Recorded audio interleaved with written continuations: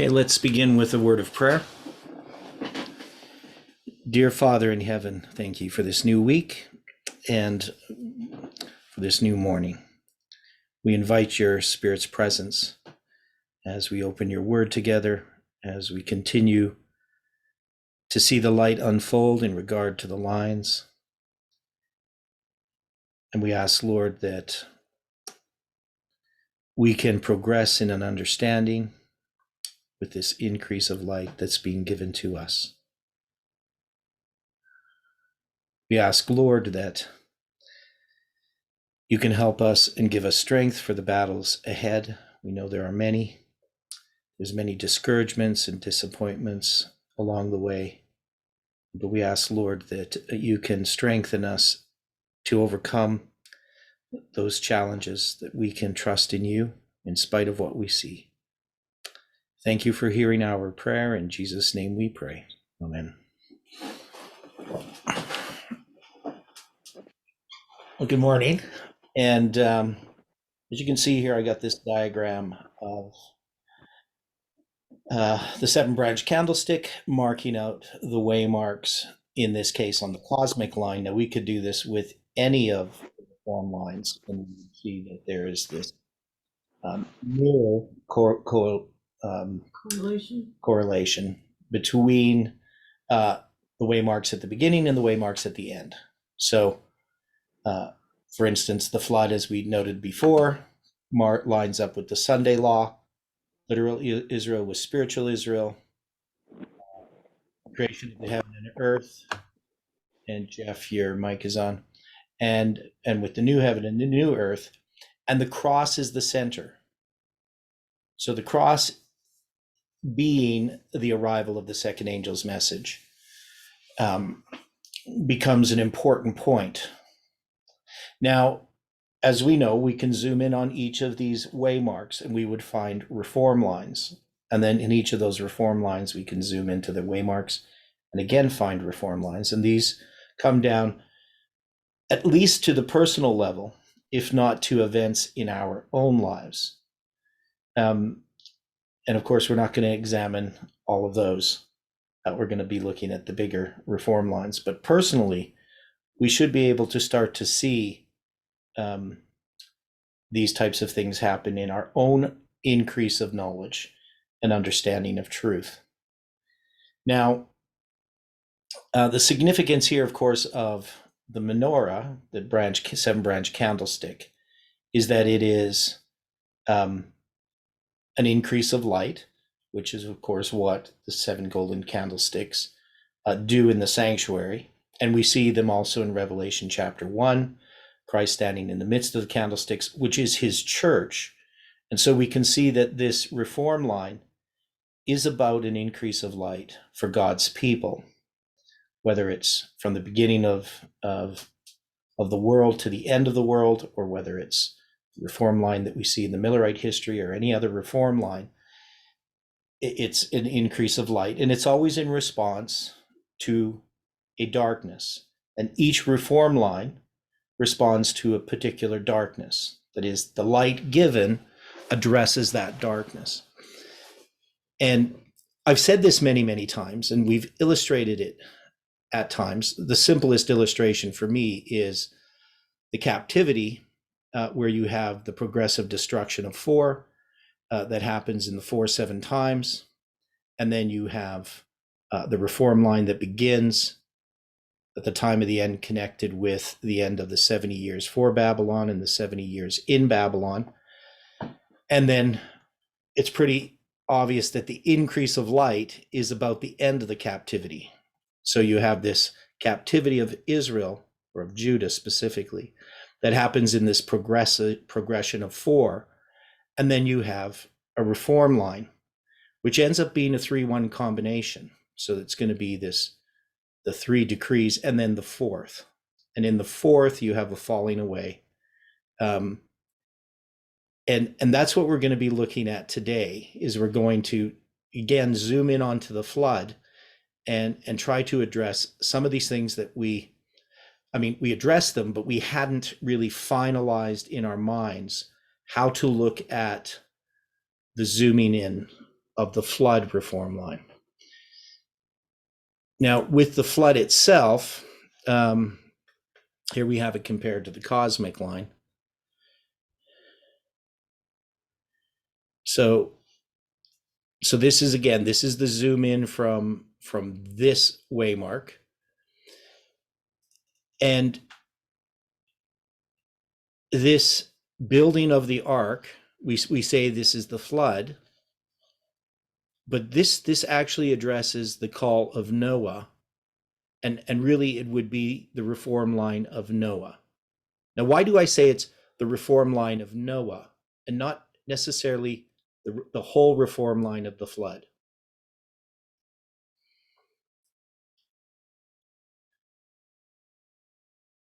Noah's the one, I think, in all this history here. Yeah, so this is about Noah, but we also know that there is, after the door closes, there is this history of the flood itself, which I believe is an expansion of this waymark, that the flood itself is a reform line. So even though we can say this is a reform line of Noah, I'm inclined to say that Noah's reform line is actually an expansion of the second angel's message within the reform line of the flood. People understand what I'm saying by that? Yeah, I see that. Okay, so one of the things that Stephen brought up, which I'm going to look at, is now he was tying this more to Trump and everything. That was kind of the insight here, but I just want to deal with this part of it. So I have to move this over. So this is one of the diagrams we saw yesterday. And here you can see on the top part, it's dealing with Trump and with our line and so forth. But it's on the bottom there. We have Methuselah is born. We have this 187 years. And Lamech is born. And then, of course, he dies. And then there's 5 years, which 360 times 5 is 1,800. So it becomes 1,800 prophetic days. And we could also put really, instead of the flood, we could put the shutting of the door of the ark on October 22nd, 2391 BC. And then the 7 days following that, which would then be the 187. So we would see the 187 at the beginning, and we would see a symbol of it, 1,800 days and 7 days. And of course, we could also apply this to Esther chapter 1, which also applies to Trump as well. So there's lots of different things that we've taken from this past that we can see lines up with the present. And I'm not focused on that right now because we're looking at the reform line of Noah. But the other thing that arose yesterday in the afternoon study was this part here dealing with, let's see if I can find it.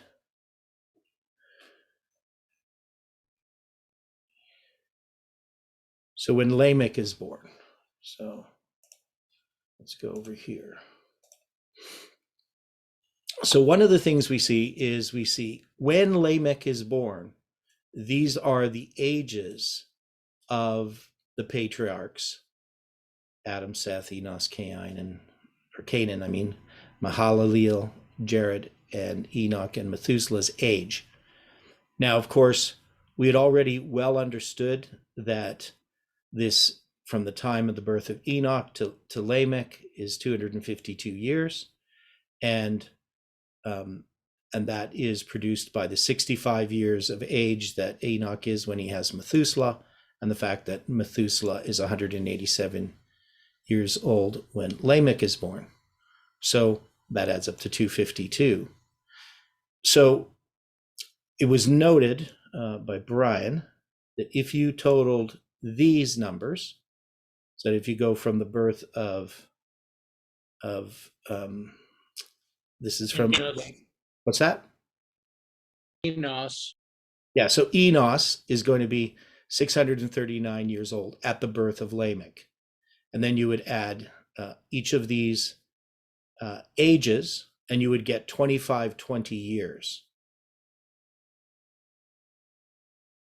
Now, of course, Lamech's age is given in Genesis 5:25, which is an inversion of 252, an iteration of it. The other thing was this first part adds up to 1618 years, which is a representation of the Fibonacci sequence, 1.618.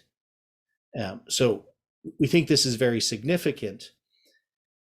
Now then, as far as the time of the end is concerned, and I'm going to have to go to the whiteboard to write this out. So we're going to go there. You did notice the bottom line of that, where that actually came from, Genesis 5:25. Yeah. Yep. So Genesis 5:25. So that's that iteration of 252. And so we notice that Lamech lives to be 777 years of age, and 777 minus 525 is 252. So No coincidences there. no.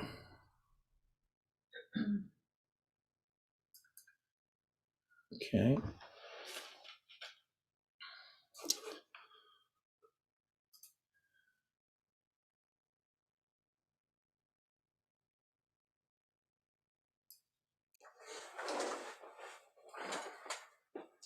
Okay, so let me get to the whiteboard here.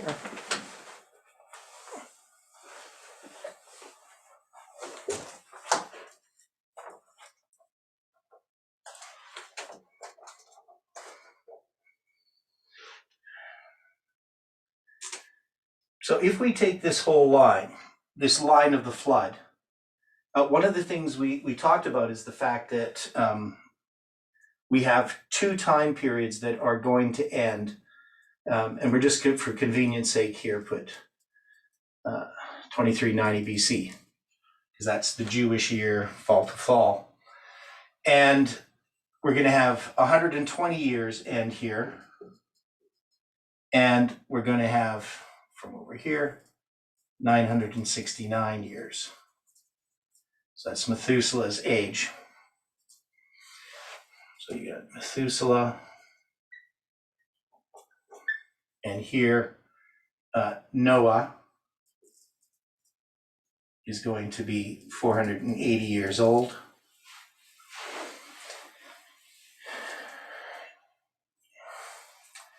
And we have, we also have Lamech, right? So we have Lamech here, 5 years and 777 years.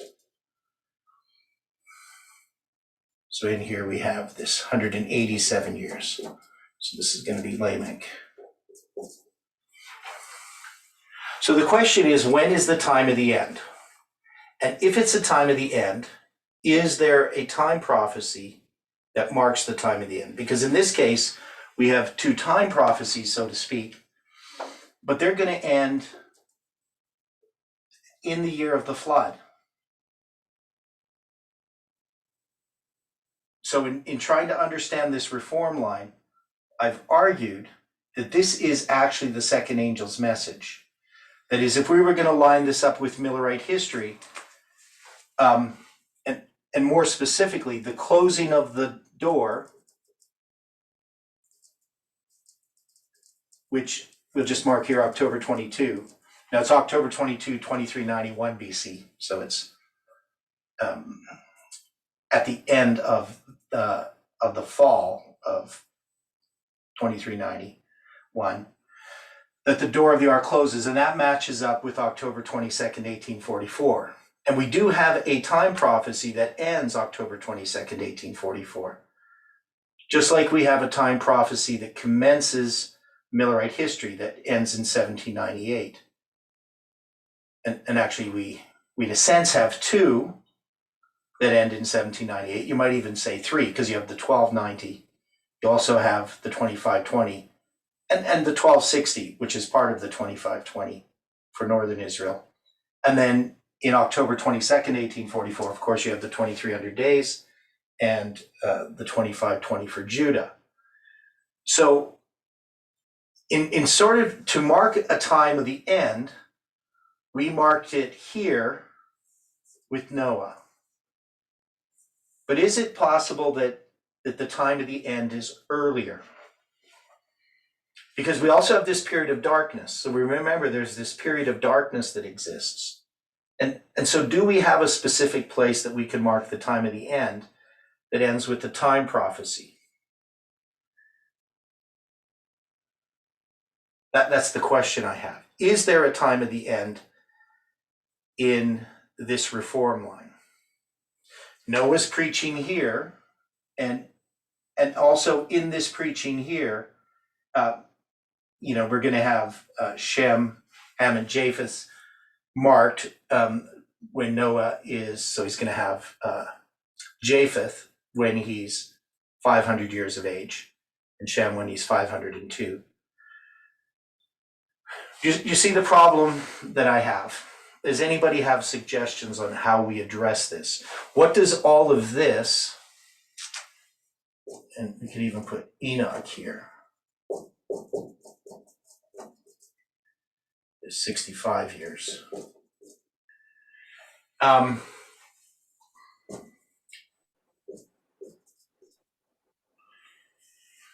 Would the time of the end begin with Noah's preaching? Okay, so yeah, so that's where we've put this. The time of the end is Noah's preaching. But He begins to preach. right, so he begins to preach. And there is a period of darkness here. But what I'm saying is there a time prophecy that leads to here. That's what I'm trying to say. Because we have a time prophecy that marks the end, which would be like the 2300 days and the 2520. And so when we look at this time prophecy here, we talk about it being the first time prophecy. This specifically marked out in years.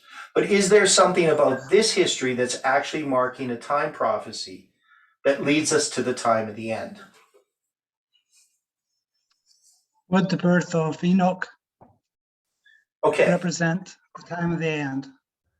okay, Because he's the seventh from Adam, and so he's the end. He's the 7 times. okay. So if we go here, we could put Enoch, he's the 7th from Adam. And so definitely in his generation, there is this symbol of the 2520, the 7 times. Now you can see there's also a 2520 period from the birth of Enoch to the birth of Lamech.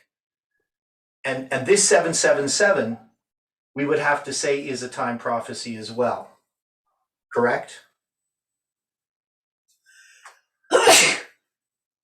Even though it's not saying how long he's going to live. They didn't know how long he was going to live when he was born, but it becomes a time prophecy, just as Methuselah does. So in this history, we have Enoch in the proclaiming and the gathering prophets. Enoch becomes a proclaiming prophet. Noah then is a gathering prophet. So that means in order for him to be a gathering prophet, his rise, because what we're going to say then is this is the time of the end, but we have all of this prophecy that precedes this. Even though it's not specifically marked exactly when Noah is going to be born, there isn't a prophecy that says that. We can see that there is time prophecies implied in all of this history that we have compared with our history. The 65 years, the 252, which is 1/10 of a 2520, the symbol of him being the 7 times. So here at least you have a time prophecy, but it must be marking, there has to be a time prophecy and then the end of the time prophecy. So I don't know if I'd mark Enoch as the time of the end. But he is definitely marking the time prophecies that are going to be fulfilled in this history.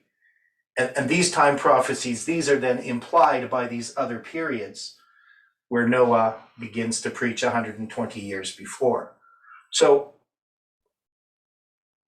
we could argue either for this being the time of the end or this being the time of the end. That's possible. I don't know if we would argue that this is the time of the end. Enoch, if you take the letters of his name, Yeah. convert them, it comes to 25200. So 25, 20, 10 times, as well as another sort of symbol of the 25, 20 Okay, so there. you are multiplying them together? Yeah, so 5 times 14 times 15 times 3 times 8.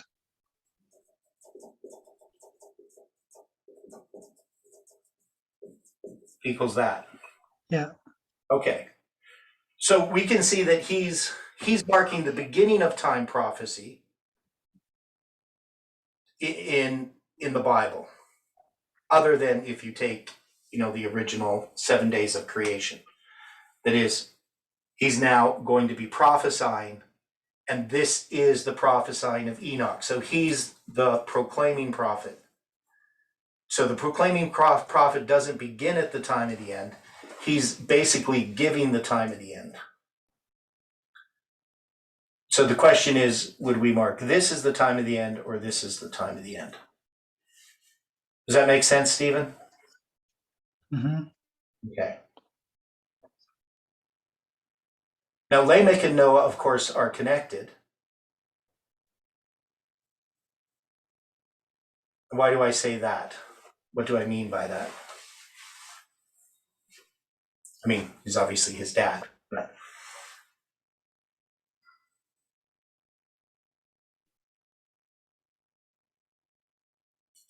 so is this another time prophecy that's tying us to the time of the end here? Is this Lamech's not a prophet, but is his age a prophecy that relates to Noah's time of the end?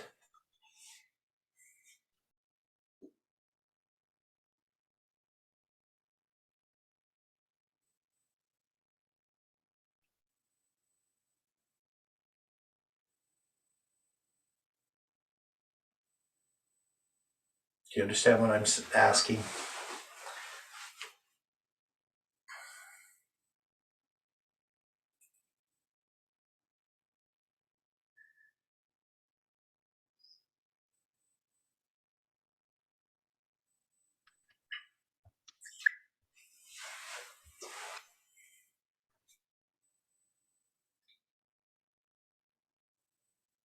Not completely. Okay.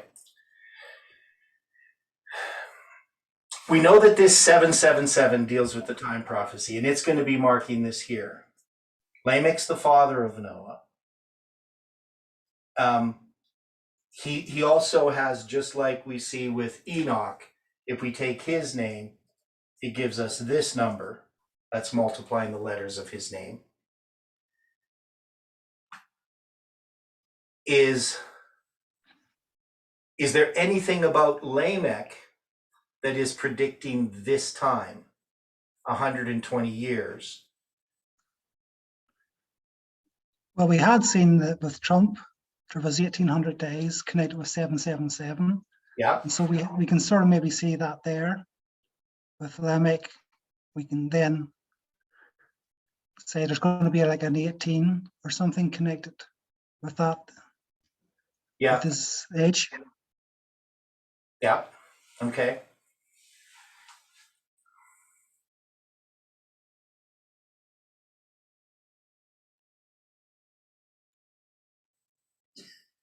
Yeah, so to me, we can look at it and analyze it now, but we could see that this structure is necessary and that Lamech becomes part of this structure.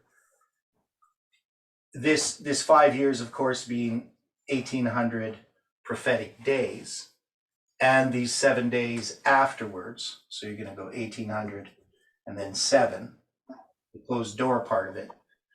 We can see that this marks at the beginning. So the birth of Lamech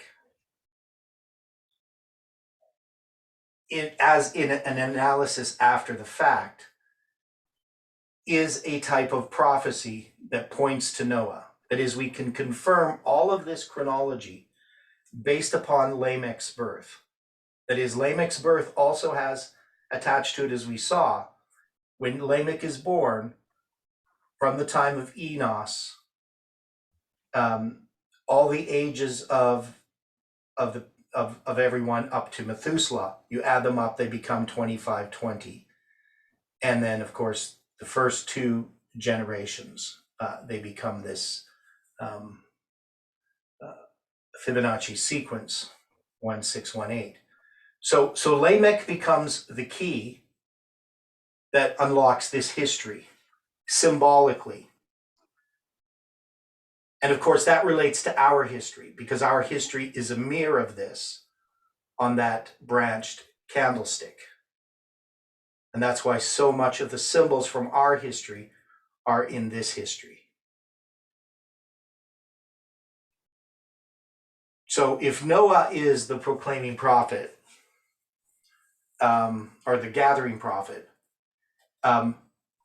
we can look at Enoch as the proclaiming prophet, but Methuselah and Lamech are tied into this. But they're still all connected to Enoch as being the proclaiming prophet. So, Okay, yeah.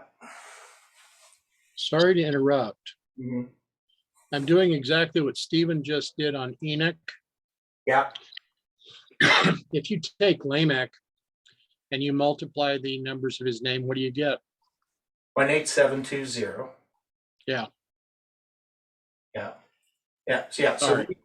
so we have this here. Yeah. So we did the same with Lamech as with Enoch, and they give us these two symbols. Plus, we also have other ways in which we connect this to the 2520, the 252 years. I mean, you can see how compelling this is once we just analyze the beginning of this prophecy. So this has to be the basis for the 2520, as Lamech is, the 7 times, because I already tied Lamech to the 70 weeks, which is also connected to the 2520. It comes from the 7 times. So we have these very profound symbols, but the question that we have to ask now is, if we're giving a reform line, are we still going to say that this is the time of the end? That this 120 years parallels the 46 years of Millerite history, and that this is the proclaiming prophecy that leads us to here?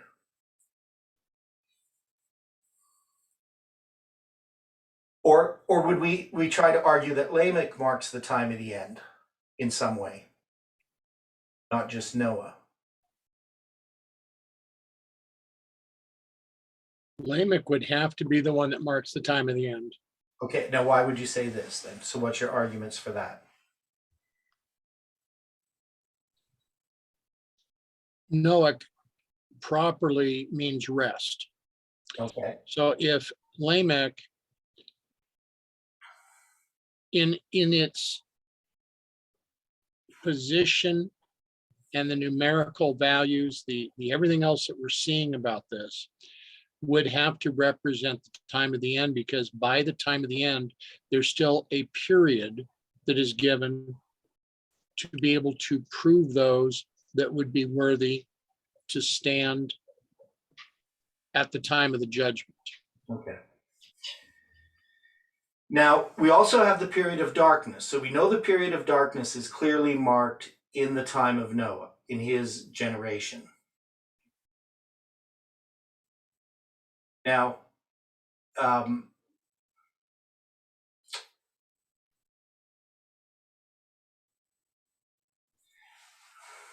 see, because part of the thing that I see with Noah is that there is a reform line within a bigger reform line here. Because this, if we look at the reform line of the flood, Noah's reform line, that's what I think that we're looking at here. I would call this Noah's reform line. Because I'm trying to guess whether Noah is actually a parallel to Samuel Snow, that is this is being the second angel's message, and that the first angel's message is proclaimed prior to that? Or is, because when we look at a reform line, we can zoom in on it. So we can see the first angel's message here. But is Noah primarily the second angel's message? That's the question that I'm asking. That is he primarily proclaiming the Sunday law rather than the first angel's message? People understand what I'm struggling with.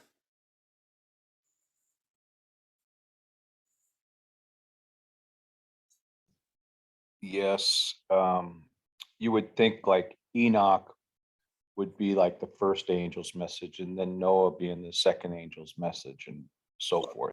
Well, I would put Lamech as the first angel's message. Maybe. I mean, it could be that Methuselah marks the first angel's message. Even you could even put the time of the end here, possibly.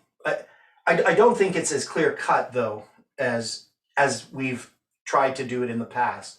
That we have simply taken this 120 years as being the reform line itself for the flood, and taking Enoch's proclamation of the second coming with the birth of Methuselah marking that when he dies it will come, that is the time prophecy, because then we have this time prophecy and they both end here at the flood.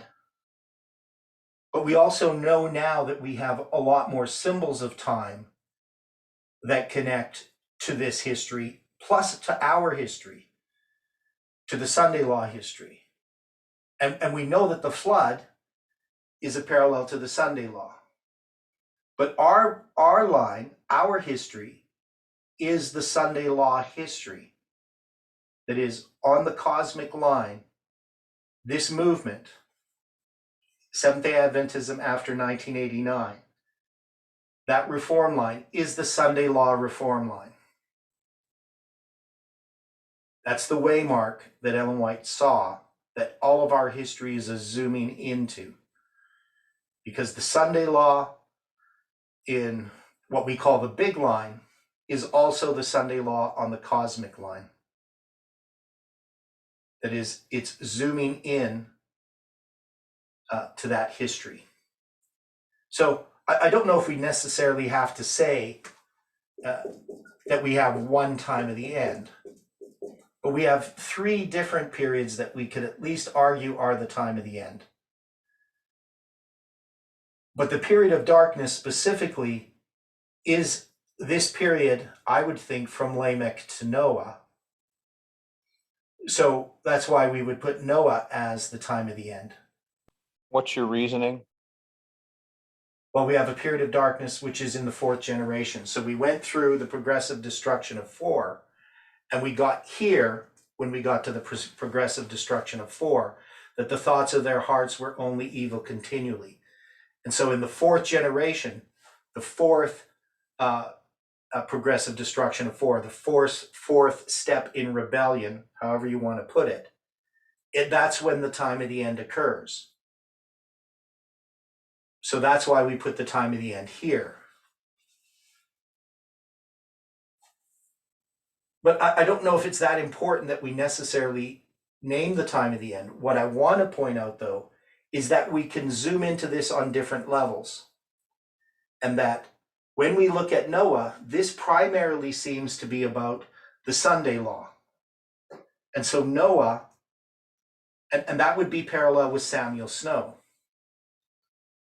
So Noah becomes a type of this movement, or of our history, specifically the reform line that occurs in connection with what we call the second angel's message.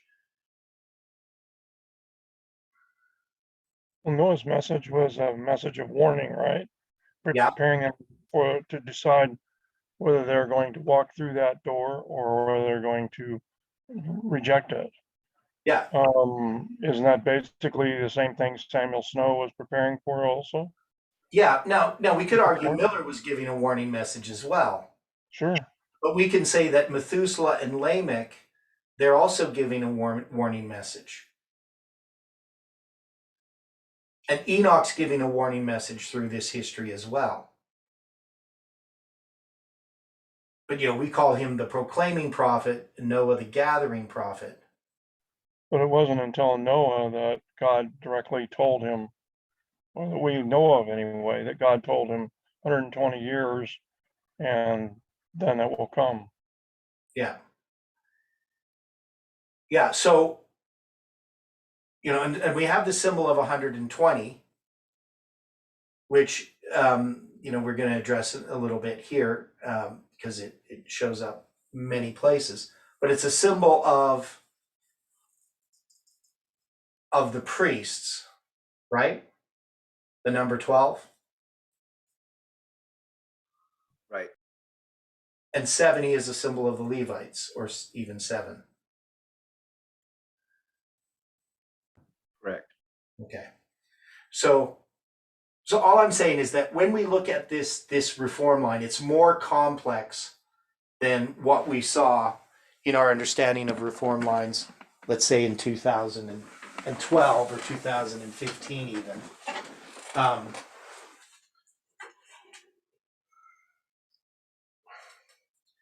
So that's part of what I really wanted to understand here with the reform line of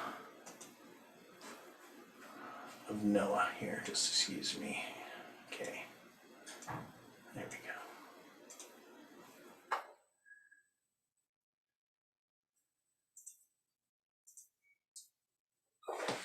All right. So in all this first part here that we have of this reform line, we can see that it's not just, it's giving us information to understand reform lines better, that we can zoom in and we can go all the way back to Enos and see that though that generation is going to give us this period of, by adding this together, a symbol of 2520, but it's all connecting us to this history of Enoch, Methuselah, and Lamech that precedes Noah as a time of a proclamation of time. So I have no problem with putting Noah as the time of the end. But in a sense, there are different times of the end depending on which way you're looking at these reform lines, how zoomed in you are. Now, this is going to relate to the latter part. So in the story of the flood itself, which we spent a lot of time on the flood chronology, we can see the door of the ark closes, and that is going to be followed by 7 days. So when we look at this reform line itself, would the flood not be an expansion of that? So that's what I want to try to deal with today. Can we take the flood and place it on a reform line? So what we're going to do is I'm just going to copy this.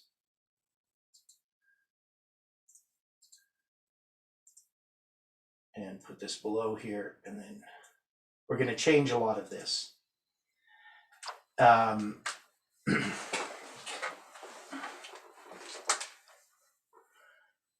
So in the story of the flood itself, if we're zooming into this waymark, the arrival of the third angel with the door of the ark closing, we can see that there is a number 7 associated with it. That is the 7 days. Now, the flood itself occurs after the 7 days. There's a period of 40 days.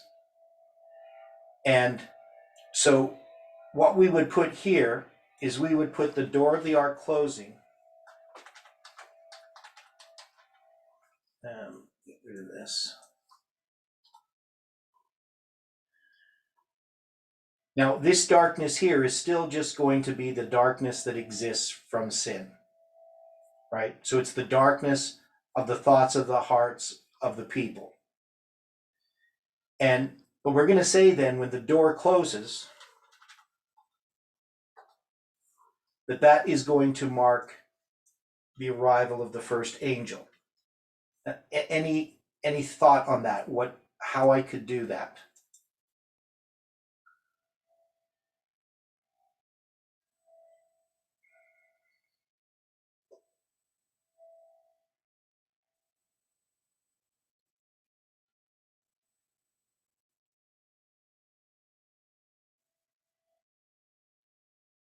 Or is that the best place to say that we're going to start this?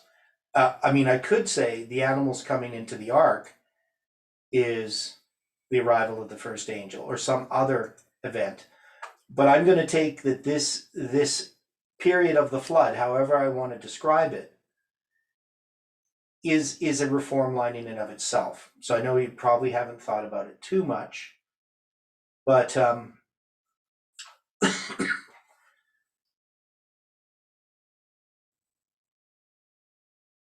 if we're going to do this, you know, how would we do it? Because we have all these different events. So we can say the animals come into the ark, the door closes, the rains are going to begin. It's going to rain for 40 days and 40 nights. And then you're going to have the waters prevailing upon the earth. And then you're going to have the waters abating. And you're going to have different events happening. So you're going to have the ark coming to rest among the mountains of Ararat. So it's going to be shielded from the activities that are occurring in connection with the lowering of the waters that's going to follow. So when the water abates, there's going to be lots of changes on land. And by being among the mountains of Ararat, it provides safety for the ark during the latter portion of the flood. And then you're going to have, they see the tops of the mountains, and then later they're going to send out the raven, and then the dove again, and then finally the dove, then it never comes back. So you're going to have these symbols, and then you're going to have the roof of the ark being taken off, and then you're going to have them coming out of the ark. So the question is, can we take that, and I'm just going to put here above here, Noah. Can we take that and put it on a reform line, or am I stretching things? That is, I'm going to change all of these things on the top here. Any thoughts on this? Because I could be completely out to lunch here. If I am, please tell me. Because remember, we have all these symbols that exist in the story of the flood.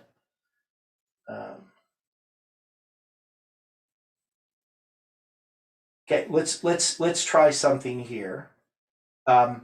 If I was going to put the mirror, I'm going to have the second angel arriving as the center, as the cross. And if I was going to put this, what event would I mark as the center of the chiasm from the story of the flood? The story of the flood to the closed door, is that what you're saying? Well, I'm going to go from the closed door at the beginning to when they finally come out of the ark is, I think, where I would place that. Or maybe even when they take the roof off the ark. That's what we have to decide. Here's what I would do. So I'm just going to tell you what my mind does. I'm going to put the first day of the first month of Noah's 601st year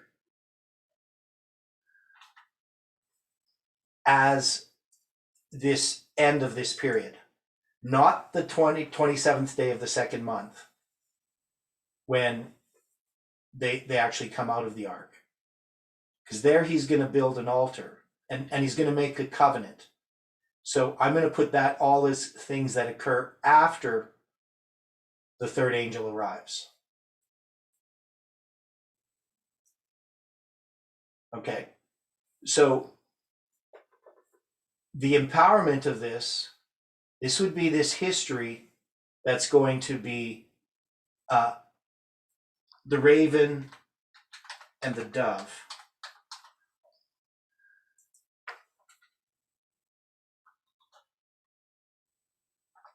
So why would I put the raven and the dove here? So I think you start to get an idea of what I'm doing. The 3-1 combination. Okay, it's a 3-1 combination. But it's also a restoration, right? It's a symbol, 22 days. It's also a symbol of the three angels' messages. And maybe it's also a reform line in and of itself, but I'm putting it as the empowerment. And I'm marking it with the animals coming into the ark on that reform line of Noah as a similar symbol. Plus we have the dove and the olive branch. So what is being symbolized here in that 3-week period? That I would line it up with the Sunday law and the animals coming into the ark. So the empowerment of the second angel's message. Because then the question is, what is the second angel's message? So here, if the second angel arrives, would we mark this as the water abating? That's when it begins to abate.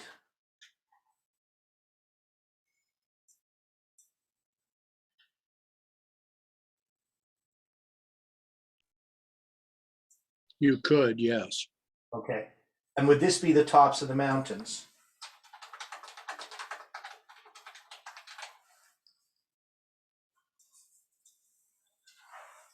Would that make sense? That would make more sense, yes. Okay. Now, Another visual on that one. yeah, so on the tops of the mountains is visual. So is the raven and the dove, visual tests. So then we have the door of the ark closes. I would say the 40 days of rain, or, and that's where we'd have to decide here. When they come to rest in the mountain of Ararat. Now, one of the things, of course, about the water abating is that this does give us a mirror, because this is the center of 300 days, 150 on either side.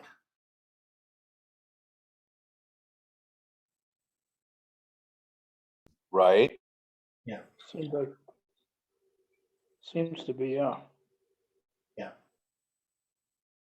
So, so I would put like the 40 days is in here. Once the door closes, there's going to be the 7 days and the 40 days, however you want to do it. I don't know if I would put here, I could put the 27th day of the 7th month. So that's when they come to Ararat. Maybe I'll just put Ararat.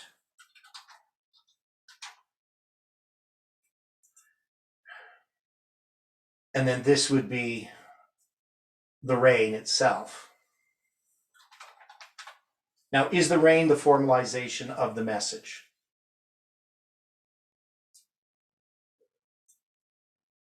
I would say so. Okay. So however we want to look at this, we definitely could lay this on the line. I'm not saying this is the best way to do it.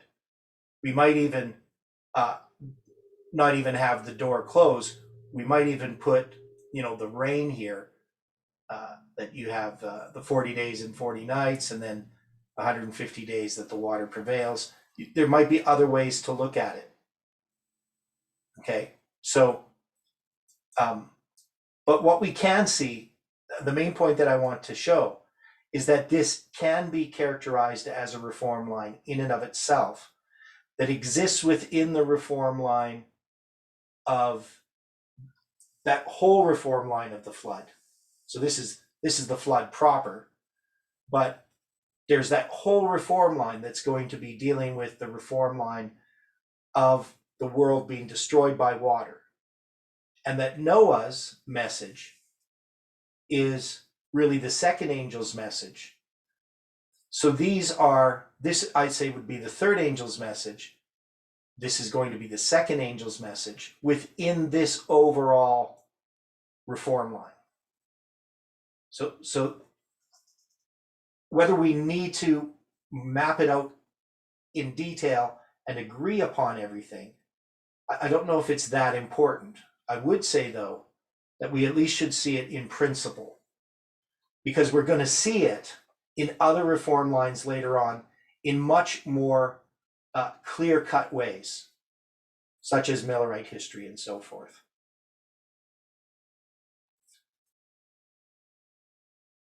Now, we could even argue that Lamech represents this movement. So,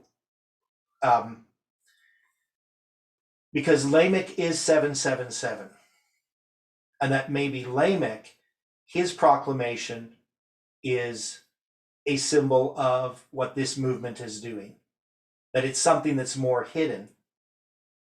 And so that's another possibility. I'm going to go to the whiteboard again, and because this is just sort of a new thought here.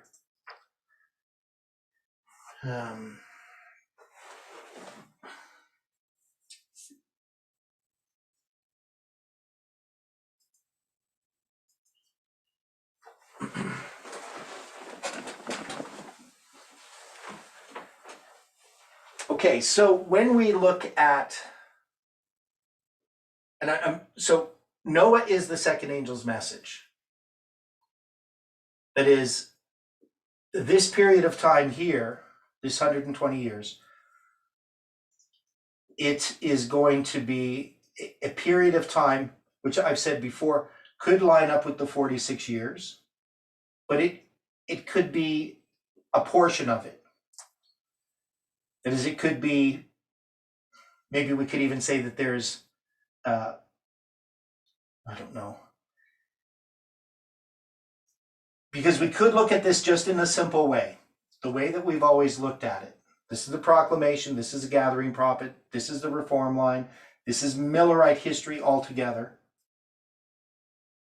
But if we take a look at Lamech, so Lamech must be a symbol of this movement, or what we would call Samuel Snow's letters.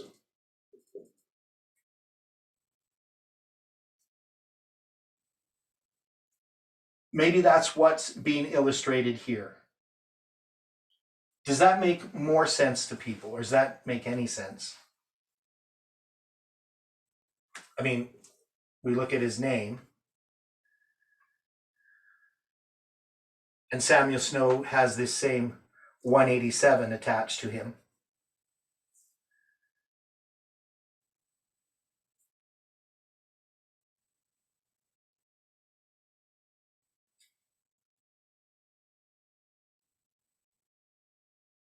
And his work ends before the Sunday Law.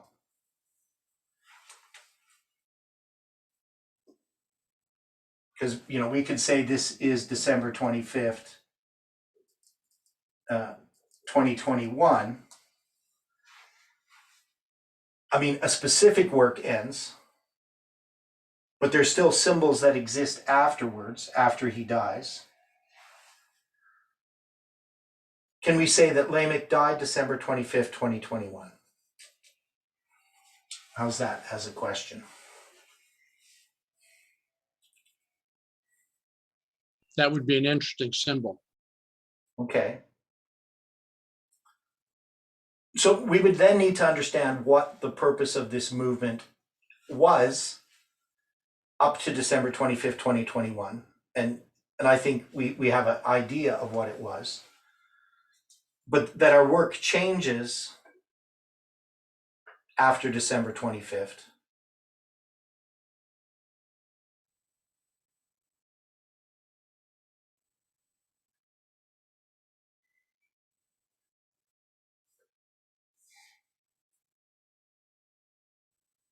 Because this is still a proclamation of a message. Now, December 25th, what does it symbolize? Where's our primary reference for the significance of December 25th?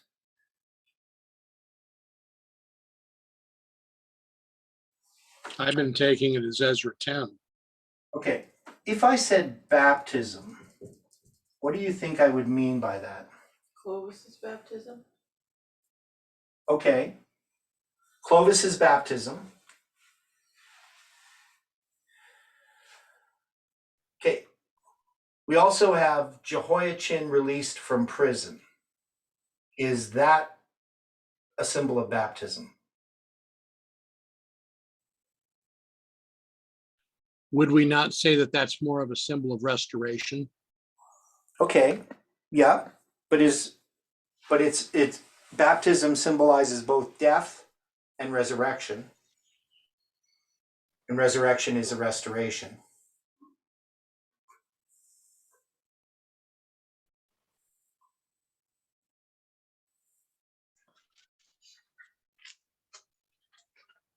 I mean, we have Clovis baptized there. Now, of course, he's a counterfeit, but he still has a prophetic symbol in connection with his baptism. Now, I was baptized December 25th, 1982, which I never thought of being significant, but it definitely becomes significant in the context of a symbol, attaching it to December 25th. I just wanted to put, when you mentioned December 25th and baptism in 1 Peter 3, it says, 1 Peter 3:18, for Christ also hath once suffered for sins, the just for the unjust, that he might bring us to God, being put to death in the flesh, but quickened by the Spirit. And 19 says, by which also he went and preached unto the spirits in prison. 20, which sometimes were disobedient, when once the long suffering of God waited in the days of Noah, while the ark was a preparing, wherein few, that is 8 souls, were saved by water. And 21 talks about putting away the filthiness of the flesh, the conscience, and so forth. So I think we're on to something there. Yeah, so now we can also say that the world was baptized with water. Now, if our movement died on December 25th, 2021, was it also not resurrected?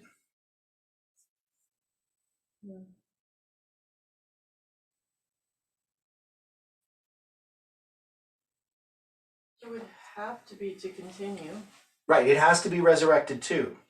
So a person can focus upon the fact that it dies, but it's also going to be connected with a resurrection. Now, we have this symbol here. So if we go to the story of Noah, and we have the 177 days of Lamech, 777 years, which is our 777 days. And then we then have this symbol here. Is this saying something about the symbol of July 18th still applies? Not that we're looking for a specific date, but that it becomes a resurrection of this movement in connection with what we predicted on July 18th, 2020. That the movement dies, but it also is resurrected. And it's resurrected in connection with the flood. That we're going to have, and that's why I'm looking at this reform line of the flood itself, that there is something about the flood that's illustrating this message and this movement. Does that make sense to people?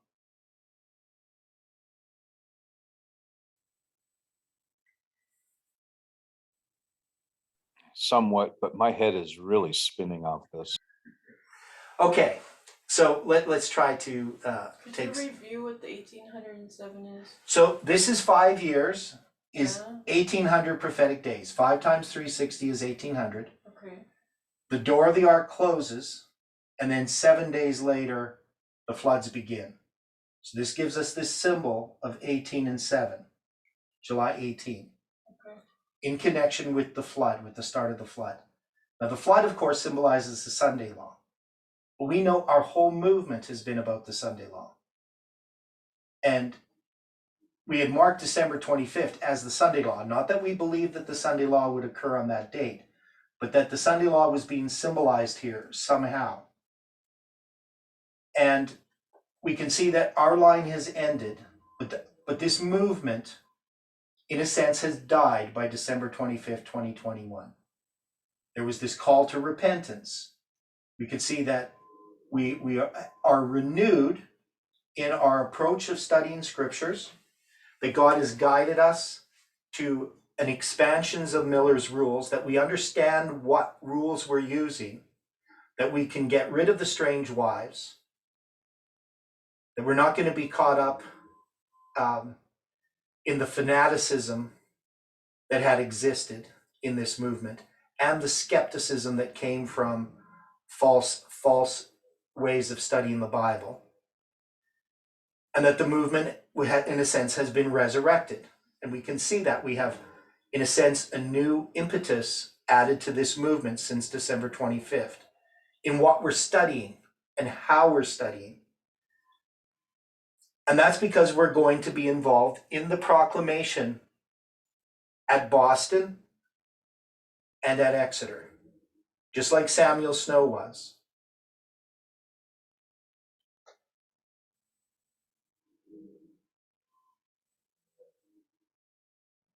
This history here from December 25th to whatever event it is, whether it's a nuclear device exploded at Nashville or some other thing that we can't foresee, that will empower this message.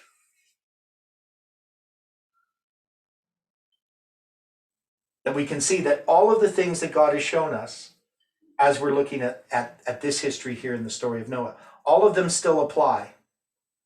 But that this history is necessary to get to here. And this is hidden, right? That is, all anybody ever knew was this. They knew Methuselah and the 120 years. They didn't know any of this. They didn't know this. They didn't know the chronology of the flood. So this is connected to the Sunday law, which is the flood, but it's only being revealed through this movement.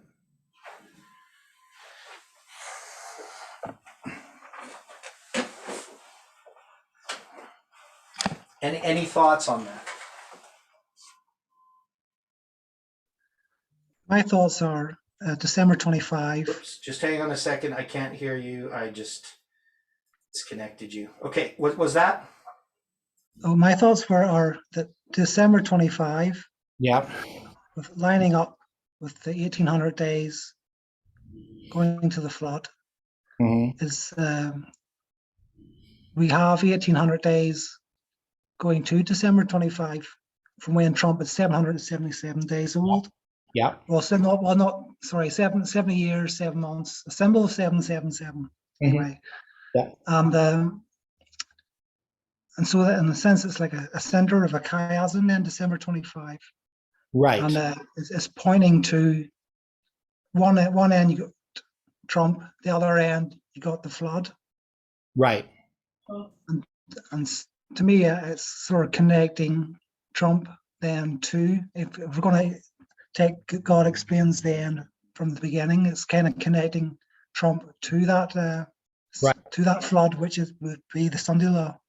Yeah. And I see the thing about Trump, coming back, dealing with our Friday night study and call-in study. The problem there that I have is that I do think Trump is connected with the Sunday law. That is, what has happened in this history has created the environment that has actually escalated the very thing Trump was trying to stop.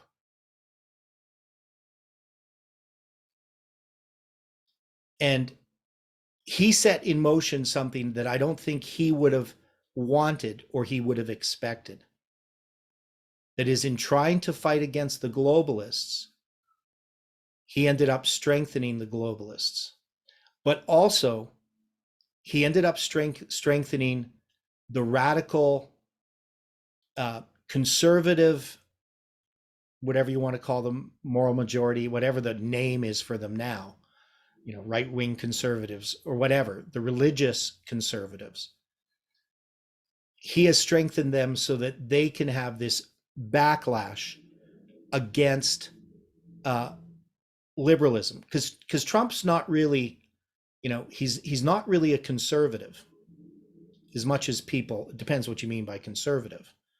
He's a constitutionalist, but he's really a liberal. I mean, he's morally a liberal. And and all of his policies, everything that he did, pretty much would have been done by Democrats if they were in power in the past. So his policies weren't radical conservative policies.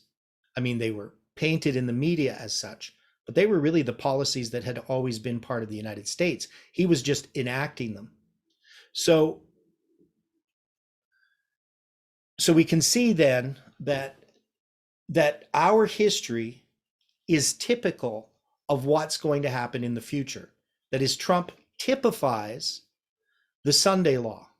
We can agree with that in what has happened during the pandemic, because the pandemic typifies the Sunday law. Even though, we could say on a certain level that Trump was doing the right thing, in a practical way, what he did creates the environment for the Sunday law, and it typifies it. Any thoughts on those statements?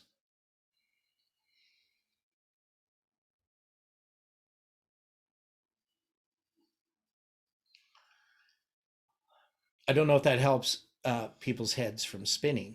But, I'm just trying to digest this stuff. okay. Yeah. So for me, the simple thing, if you want to put it in sort of simple terms, is that this history of the flood is illustrating our time, and that in order to understand the flood, in order to understand this history, in order to understand these reform lines, we have to look at them on these different levels. It is difficult, but we should be able to see the sensibleness of it. Now, when it comes to going back to the chart here, this might help a bit.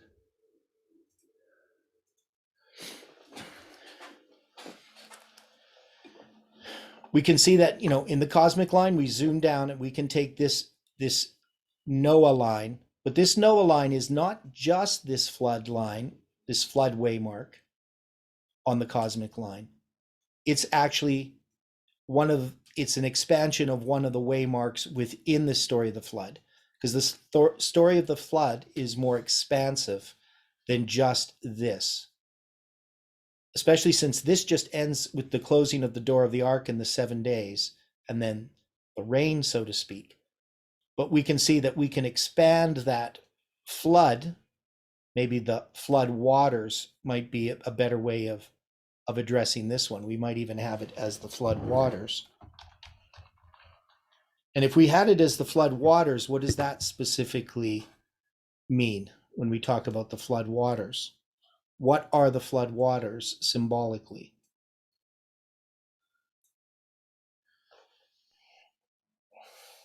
Sunday law, The what? the Sunday law. Yeah, the Sunday law, right? So we could say that the Sunday law is being illustrated here. And so we might not even go by the time that the door closes. We might start with the rain itself, because that's the actual flood waters. And then we would put here, the rain begins, you're going to have 40 days, and then you're going to have the water prevails. Right? Whoops. It's bad typing. Okay. And then you have, Ararat here, but, maybe you wouldn't even put Ararat itself. You would just address the waters in some way. So, so we could just say the flood waters themselves could be addressed here. We might get rid of the raven and the dove and look at that as a reform line within one of the waymarks.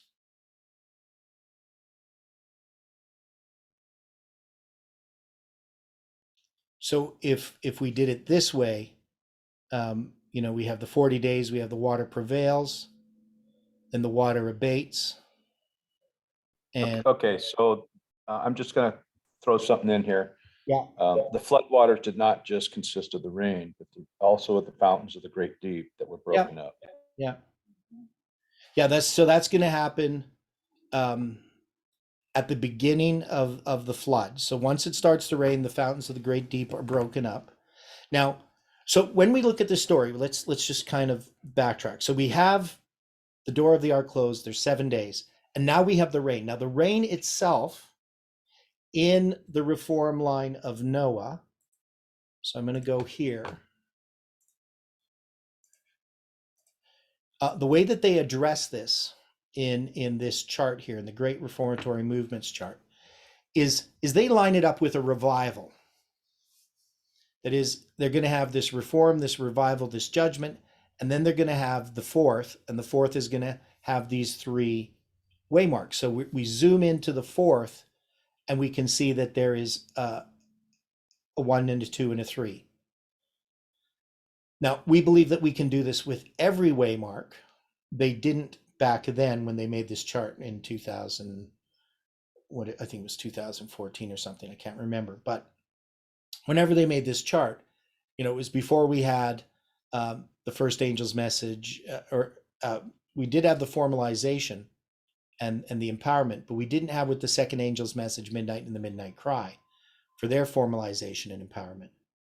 So when they take the story of Noah here, again, they're going to start with Noah, this testing process, the foundations of the ark, the work of the enemies. The animals going into the ark is going to be the manifestation of the power of God, which they're going to mark as really the second angel's message, right? So this is the empowerment of the second angel's message. They don't really have the empowerment of the first angel being marked here in these reform lines. And then the door closes. Then you have the 7 days until the rain. So this is going to be this period of time. And then you have the 40 days of rain, which is the flood itself. And they're going to line that up with a revival. But I'm saying that this is the Sunday law. Now, can we see in Ellen White's line, if you took this as Millerite history, well, maybe I'll go down to Miller. Can you see that we have, the first angel's message, a little bit more details here regarding the disappointment, the first disappointment, the tarrying time and so forth, the midnight cry, which they do put here Can I see at that? Exeter. What? Can they actually see that? Okay. Yeah. And then you're going to see that the fourth angel's message, they're going to mark as Revelation 18. So that's going to be the revival. So they look at this as a revival. But what I'm saying is that in this case, in the story of Noah, we're actually just zooming into the third angel. We're zooming into that third waymark for these 40 days of rain. That is, I don't put the 40 days of rain as the fourth. Okay, so I wouldn't agree with this.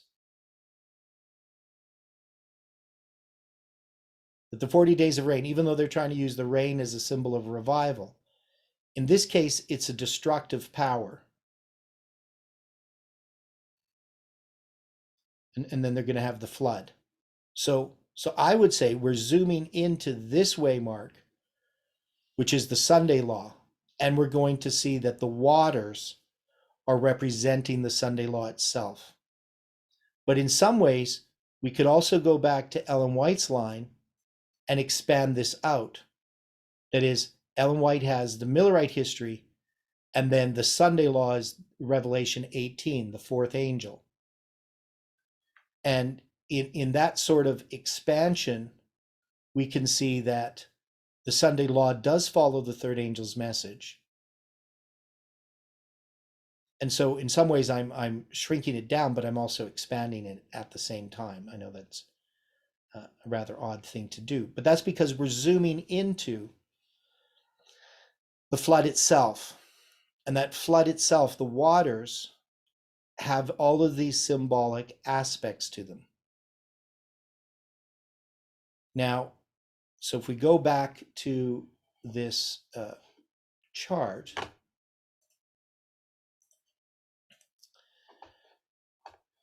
if we're taking this as a symbol of the Sunday law, so the flood waters are the details of the Sunday law itself.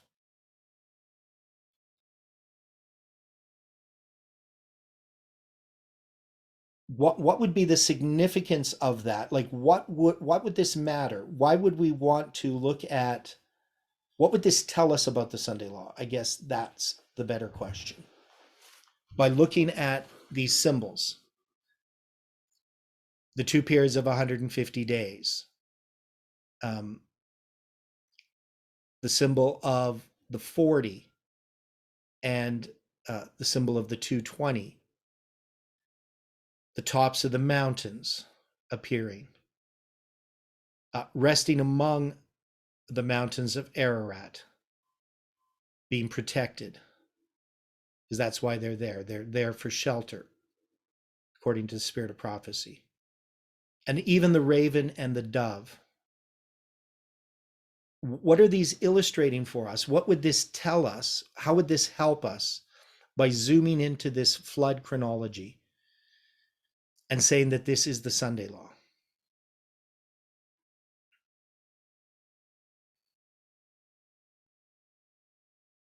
So first off, where is God's people during this Sunday law? In the ark. They're in the ark. And how did they get in the ark? They listen to his calling to be saved. They recognize the signs, right? They recognize the prophecies. Correct? You know, and 8 were saved. 8, Yeah, you would have to say that. yeah, and 8 is the symbol of the resurrection. So they symbolize this resurrection. They are converted. They have their probations closed. So when the Sunday law arrives, they're safe. Are their trials over? No. Yeah. Because there's 40 days and 40 nights of the rain. What is that really symbolizing when it comes to other histories? I mean, it symbolizes a lot of things. Well, Jesus was tested for 40 days. Yeah, Jesus was tested for 40 days and 40 nights. So it's a type of testing for them, is it not? Yeah. So are they going through a test? Are we going through a test? Are we going to be battered and bashed by the world? Mm-hmm. And then we're going to come to rest in the mountains of Ararat, where we're protected and sheltered as the world around us is destroyed. So then the water's going to abate, and we're going to see the tops of the mountains. What would the tops of the mountains symbolize for those that are in the ark?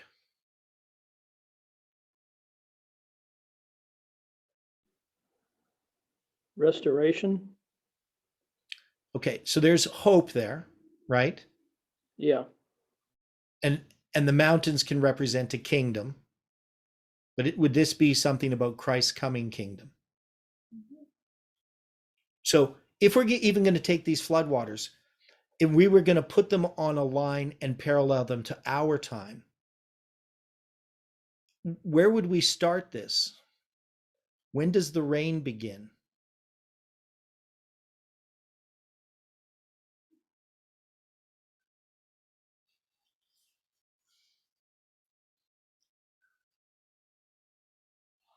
Could we put that at the National Sunday Law?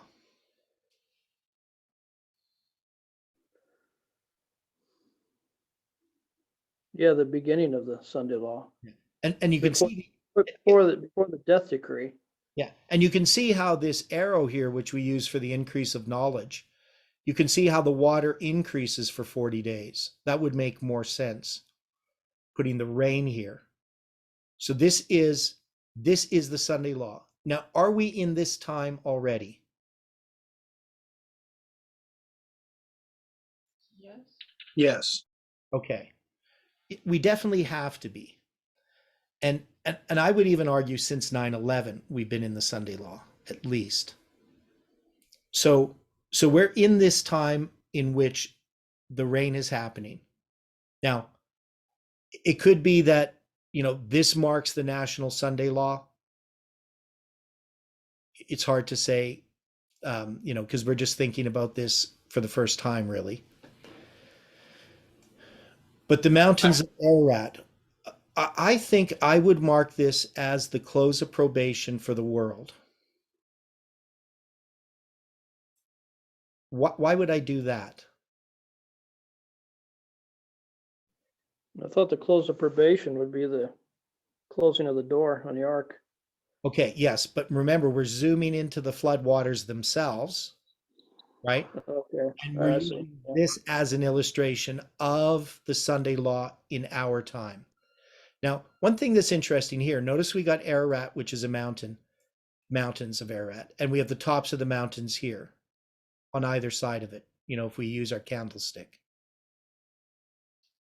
And the raven and the dove are let out because the water is abating. Here the water prevails. So this is part of the abating of the water. And I could just put the water abates over here, or it has abated pretty much.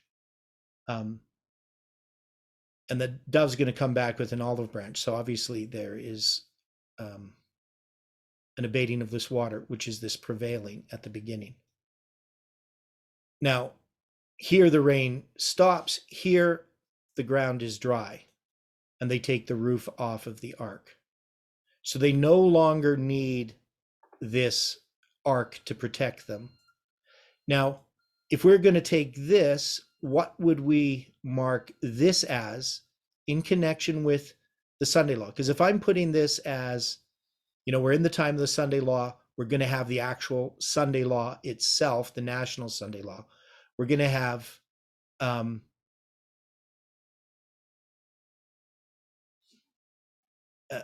like maybe the close of probation. I don't know how we're going to look at this, but we're going to have this time in which God is protecting us against the plagues. And then we are going to have this cross. So the water abates. I would place with the time of Jacob's trouble. That is, it's the center, it's a cross. It's the demonstration of everything that God's people have passed the Sunday law. The tops of the mountains then would be something connected with understanding that Christ is returning, whether that's the resurrection, special resurrection that happens, or the end of the time of Jacob's trouble. These are just thought ideas. The raven and the dove, what would they symbolize?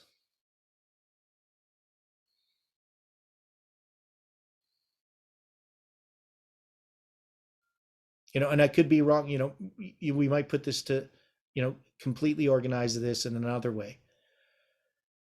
The announcement of Jesus' return, the date and hour. Maybe that's possible, because this is a sign, right? Yes. Okay. And then, Tops and of this the here, mountain are a this- sign too. what's that? Tops of the mountain are a sign too. Yeah, they are a sign as well. So that's what I'm saying is I'm not 100% certain how I would apply these. But then we would say that this is finally the coming of Christ. Maybe, the roof of the ark being taken off, the first day of the first month.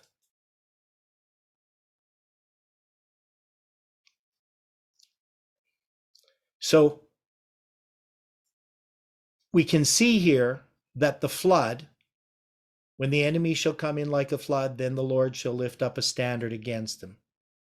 Right? Yeah, like an end sign.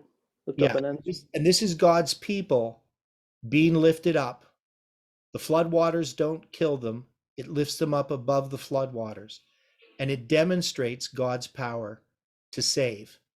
Now, when we bring this back to the cosmic line then, because this is really what we're looking at, is God is giving an increase of light on his power to save.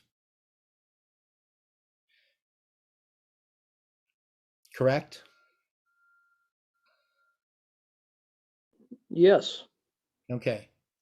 And this flood is giving an amazing amount of an increase of light in God's response to sin, but also how that's illustrated. There has to be a death and a resurrection. We have to be baptized. Now, we can also see that this relates to the personal life of an individual, right? Remember, we first have this increase of knowledge of sin. We come to understand this at the time of the end. So the time of the end is when God first begins to give us light regarding our sinful nature, our darkness, the sins that we have committed. And then we have this increase of knowledge, and then we're baptized. And then we enter into covenant with him. Well, maybe here at the baptism, but we begin this walk.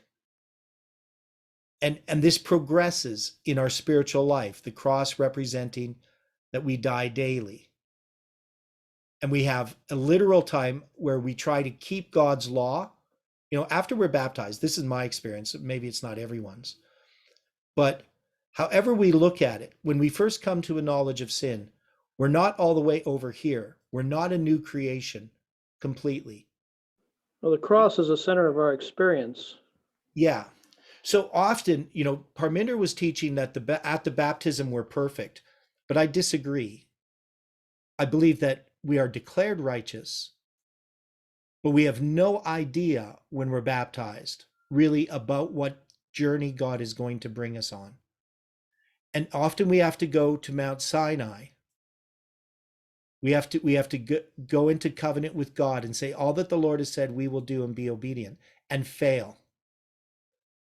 And then we come to this step, which is the work of sanctification. It's a daily work. We start to recognize that it's not just a once saved, always saved experience. And then we become spiritual Israel. We become overcomers. And then we're tested. We have to demonstrate his character. And then finally, we're fully reflecting God's character. We're with him forever in eternity on a personal line. And if you read what Ellen White says in Steps to Christ, you get much more this view than the view that Parminder was trying to present regarding salvation, his distortion of what it meant, what sin was. Because to be righteous to Parminder was simply to be nice, and that it's easy to be nice. But it's not about just being nice. We have to be like Christ in every way, and we're so unlike him. So when we look at this progression of light, as we go through the cosmic line, we can see that God is illustrating our time, but he's also showing how this increase of light comes about, and that there's an increase of light, but there's also a demonstration. Now, if we deal with the Sunday law, we can say that there's an increase of light, but this is primarily the third waymark that's being amplified. And my argument that I made, which maybe not everybody, or comment that I made that not everybody really picked up on, but when you look at a waymark within a reform line and you zoom into it, that primarily that waymark is going to be addressing the aspects of whatever waymark it is an expansion of. That is, if you expand the arrival of the second angel's message by looking at a reform line like the cross, it's going to be illustrating more the aspect of the second waymark than, even though it does illustrate the other ones as well, but it'll be illustrating more that aspect. So when we zoom in onto the third in Noah's flood, it's going to be illustrating more the aspect that has to do with God's people revealing his character.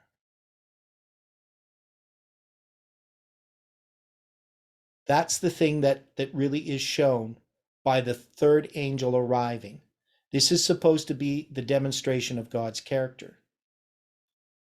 And its empowerment is the second coming of Christ in every waymark. That is, when you get to the third, it always arrives, but its empowerment comes at the second coming.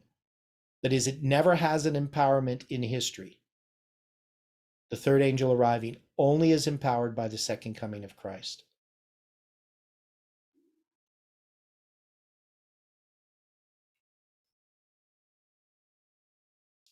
That's one thing we learned about these waymarks. So this here, the new heaven and the new earth, that's the empowerment. Here, this is the arrival, it says, but it's really also the empowerment of this reform line, of all reform lines. So, I mean, we will see here when we get to the new heaven and the new earth, that as we zoom into it, this is the first time we see the third angel empowered. We never see that in any reform line.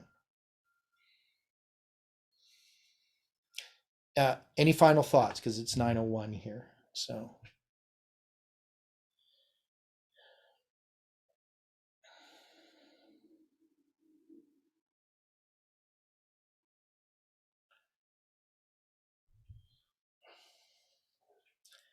Now, what we're going to do next is we are going to look at what happens after the flood.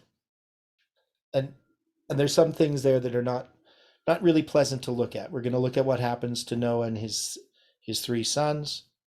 And then we're going to look at how that relates to a progressive destruction of four, what happens in the first generation.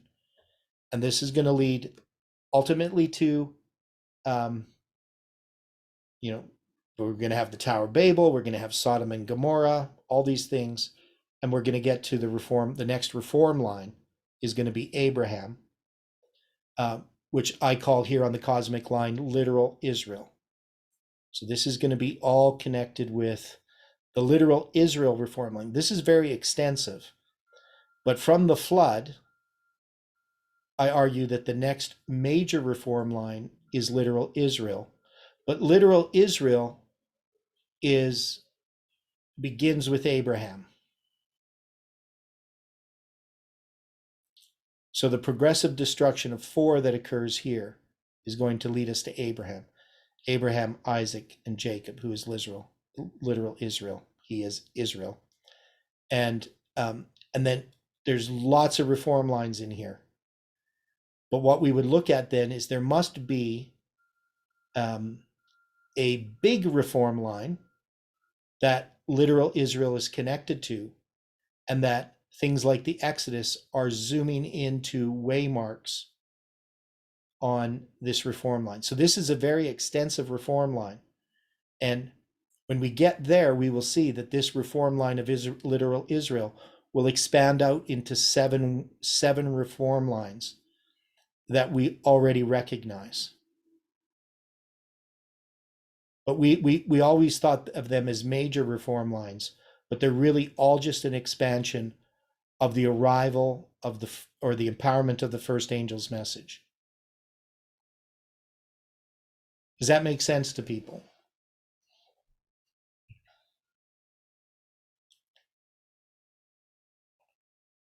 So I want people to think about these things, not just when we're having the study. And I should give an assignment because this will be next week. So I'm pretty sure that we're going to have the rest of this week just to deal with the progressive destruction of four.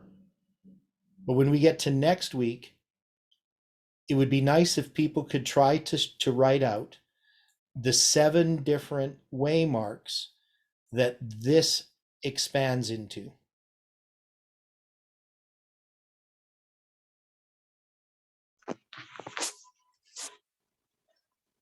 Does that make sense to people?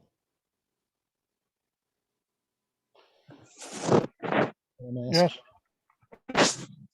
Okay. Is that based on the cosmic line? Yeah, so the cosmic line is our pattern. Okay. So, but I mean, all that we would say is that the waymark of literal Israel will be drawn out just like this, and you would have whatever you think the first one is, and the second and the third and the fourth and the fifth and the sixth and the seventh, that all address literal Israel. Okay, I get it. Yeah. And then we'll find the same thing when we get to the cross. We're going to find that there is 7 waymarks there that we would look at. Now, the thing about literal Israel is that each of these waymarks is what we generally consider a major reform line.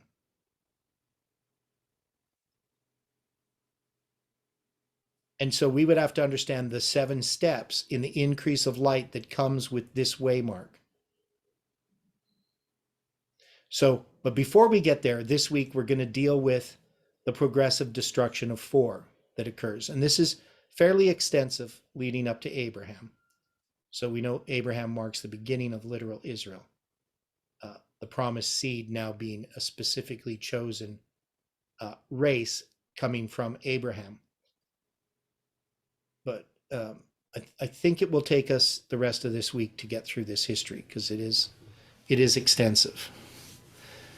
And it's going to take us a lot longer to get through this waymark. This one has the most in it out of all the waymarks on the cosmic line. Okay, so let's close with prayer.